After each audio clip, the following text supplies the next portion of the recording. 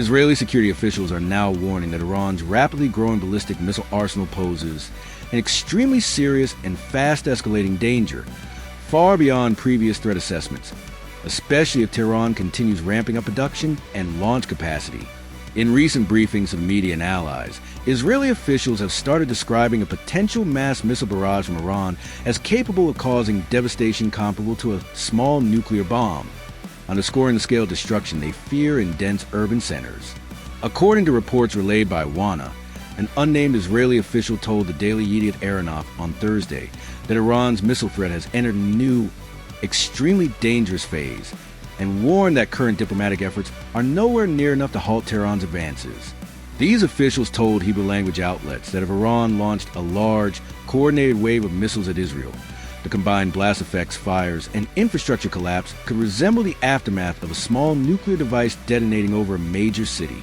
Israeli sources have now acknowledged that earlier operations against Iran fell short of their goals, failing to wipe out Iran's stockpiles of ballistic missiles or cripple its sprawling military-industrial network that keeps rebuilding critical systems.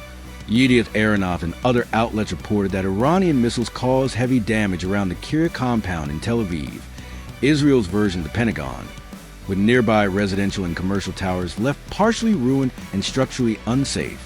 Unnamed Israeli security and government officials told Hebrew media, "The ballistic missile threat is extremely serious. The launch of a large number of such missiles toward Israel could cause damage equivalent to a small nuclear weapon. If the United States does not reach an agreement to stop Iran's ballistic missiles, a military confrontation will be unavoidable. Iran's front is the most dangerous, while Lebanon is the most likely arena for the next war. We failed to destroy all of Iran's ballistic missiles and to dismantle its military-industrial facilities. Iran has already returned to missile production."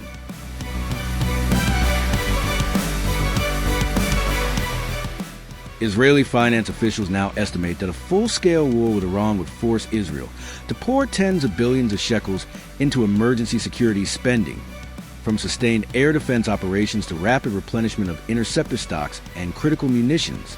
Internal assessments warn that if Iran unleashed mass missile salvos on Israeli cities and strategic sites, the government could be liable for billions of shekels in compensation for destroyed homes, shattered businesses, and long-term infrastructure repair. Recent security reviews classify the Iranian front as Israel's most dangerous challenge, combining long-range strike capabilities, improving accuracy, and a rebuilding industrial base that can sustain high-intensity conflict over extended periods. Those same assessments describe Lebanon, with Hezbollah and other armed groups, as the most likely arena for the next regional flare-up, where Iranian-supplied missiles and rockets could be used as part of a coordinated multi-front strategy. Israeli intelligence officials say they are increasingly worried that Iran is not just restoring, but expanding its ballistic missile program, aiming for higher volumes, greater ranges, and improved precision that could strain Israel's layered defenses. Amid these mounting concerns, President Donald Trump and Israeli Prime Minister Benjamin Netanyahu are expected to meet later this month in Florida to discuss Iran's missile buildup, recent clashes, and possible next steps in the crisis. Netanyahu is preparing to argue to Trump that Iran is accelerating the expansion of its ballistic missile capabilities, using intelligence briefings and fresh battle damage to press for tougher pressure and clearer red lines. During the meeting, Netanyahu is expected to lay out a menu of options for how the United States could directly join, support, or quietly enable any new Israeli military operations targeting Iran's missile infrastructure and command systems.